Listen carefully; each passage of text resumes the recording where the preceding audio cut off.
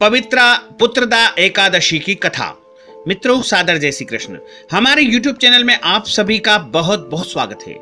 मित्रों, आज हम आपको बताने जा रहे हैं कि श्रावण मास के शुक्ल पक्ष की जो पवित्रा एकादशी होती है, जिसे पुत्रदा एकादशी भी कहा जाता है, उस दिन आपको किस प्रकार से पूजन अर्चन करना चाहिए और कथा किस प्रकार से श्रवण करना चाहिए, ये सब कुछ हम आपको बताएंगे। हमारे इस वीडियो को आप अंत तक अवश्य देखिएगा और अधिक से अधिक लोगों को शेयर भी करिएगा। साथ ही आपसे आग्रह है कि कोई भी कथा का यदि वीडियो होता है उसको बीच में नहीं छोड़ा जाता है। आप इस वीडियो को पूरा अंत तक अवश्य देखिएगा, तभी आपको एकादशी का पूरा फल प्राप्त हो पाएगा। तो मित्रों, पवित्रा एकादशी जो होती है, जिसे पुत्रदा एकादशी भी कहा जाता है, उस दिन यदि कोई भी मनुष्य इस कथा को सुनता है तो उसके जीवन में उसे सब कुछ प्राप्त हो जाता है। अर्थात उसके जीवन में उसे लक्ष्मी की प्राप्ति होती है और पत्नी की प्राप्ति होती है, पति की प्राप्ति होती है, या फिर पुत्र या शिक्षा की प्राप्ति, रोजगार की प्राप्ति, धन की प्राप्ति, या आप जो भी चाहते हो वो सब कुछ आपको इस कथा के माध्यम से प्राप्त हो सकेगा। लेकिन इस कथा को आपको मन से सुनना चाहिए। मन से यदि किसी ने भी इस कथा का श्रवण कर लिया तो निश्चित ही उसकी सारी मनोकामनाएं जल्द ही पूर्ण हो सकेगी। पवित्रा एकादशी की कथा प्रारंभ होती है। बोलिए गोपाल कृष्ण भगवान की जय, श्री वृंदावन विहारी लाल की जय। श्रावण मास के शुक्ल पक्ष की एकादशी को पवित्रा एकादशी या पुत्रदा एकादशी के रूप में मनाते हैं। इस वर्ष जो है पवित्रा पुत्रदा एकादशी 22 अगस्त 2018 बुधवार के दिन है। धर्म ग्रंथों के अनुसार इस व्रत की कथा सुनने मात्र से वाजपेय यज्ञ का फल प्राप्त होता है। पवित्रा एकादशी का महत्व भगवान श्री कृष्ण ने धर्मराज युधिष्ठिर से कहा था। भगवान के कथन के अनुसार यदि निसंतान व्यक्ति यह व्रत पूर्ण विधि विधान व श्रद्धा से करता है तो उसे संतान की प्राप्ति होती है।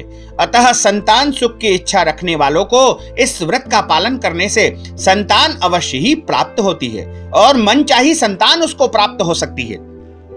पवित्रा एकादशी की कथा का श्रवण एवं पठन करने से मनुष्य के समस्त पाप नष्ट हो जाते हैं, वंश वृद्धि होती है तथा समस्त सुखों को भोग करके परलोक में भी सुख और स्वर्ग को प्राप्त करते हैं। भगवान की जो है पूजा इस प्रकार की जाती है। इस दिन भगवान नारायण की पूजा विशेष रूप से की जाती है। एकादशी के दिन सुबह स्नान आदि से निवृत्त होकर के स्वच्छ वस्त्र धारण करने के पश्चात श्री हरि का ध्यान करना चाहिए।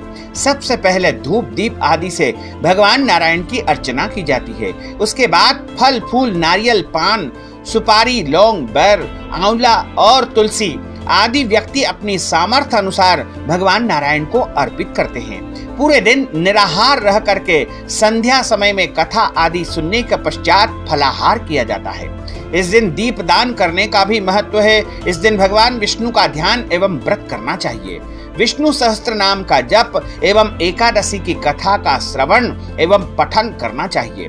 अगले दिन द्वादशी के दिन ब्राह्मणों को भोजन करवा करके जो है अन्नदान, वस्त्रदान, दक्षिणा दान अवश्य ही करना चाहिए। इससे एकादशी का पूर्ण फल प्राप्त होता है। पवित्रा एकादशी की कथा इस प्रकार है। प्राचीन काल में एक नगर में राजा सुकेतुमान राज्य करते थे। राजा के यहाँ कोई संतान नहीं थी। इस बात को लेकर के वह सदैव चिंताग्रस्त रहते थे। एक दिन राजा सुकेतुमान वन की ओर चल दिए। वन में चलते हुए वह अत्यंत घने वन में चले गए। वन में चलते चलते राजा को बहुत प्यास लगने लगी। वह जल की तलाश में वन में और अंदर की ओर चले गए, जहां पर उन्हें एक सरोवर दिखाई दिया। राजा ने देखा कि सरोवर के पास ऋषियों के आश्रम भी बने हुए हैं और बहुत से मुनि वहां पर वेद पाठ कर रहे हैं। राजा ने सभी मुनियों को बारी बारी से सादर प्रणाम किया। ऋषियों ने राजा को आशीर्वाद दिया। राजा ने ऋषियों से उनके एकत्रित होने का कारण पूछा। मुनि ने कहा कि वह विश्व देव है और सरोवर के निकट स्नान करने के लिए आए हैं। आज से 5वें दिन माघ मास का जो है स्नान प्रारंभ हो जाएगा और आज जो है पुत्रदा एकादशी है। जो मनुष्य इस दिन व्रत करता है उन्हें पुत्र प्राप्ति होती है। राजा ने यह सुनते ही विश्व देवगण से कहा कि यदि आप भी मुझ पर प्रसन्न हो तब आप मुझे पुत्र रत्न की प्राप्ति का आशीर्वाद दे दीजिए। मुनि बोले, हे राजन, आज पुत्रदा एकादशी का व्रत है, आप इस व्रत को रखें और भगवान नारायण की आराधना करें।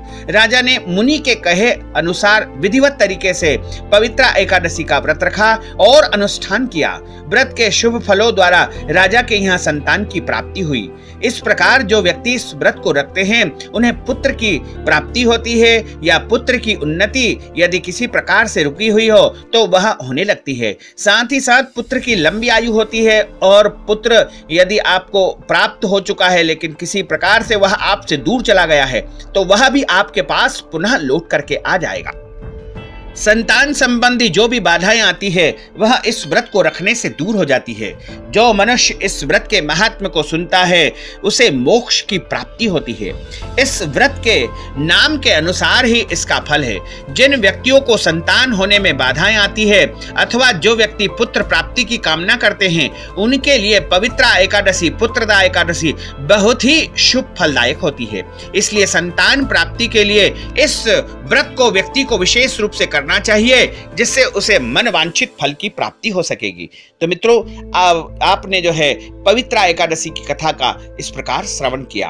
अच्युतम केशवम राम नारायणम कृष्ण दामोदरम वासुदेवम भजे श्रीधरम माधवम गोपिका वल्लभम श्री जानकी नायकम श्री रामचंद्रम भजे जानकी मनोहरम सर्वलोक नायकम श्री शंकरादि सेवितम पुण्य नाम कीर्तनम श्री राम राम राम राम राम नाम तायकम राम कृष्ण वासुदेवा भक्ति मुक्तिदायकम राम कृष्ण वासुदेवा भक्ति मुक्तिदायकम राम कृष्ण वासुदेवा भक्ति मुक्तिदायकम राम कृष्ण वासुदेवा भक्ति मुक्तिदायकम। बोली लक्ष्मी नारायण भगवान की जय। श्री वृंदावन बिहारी लाल की जय। गोपाल कृष्ण भगवान की जय। नमः पार्वती पतये। हर हर महादेव हर।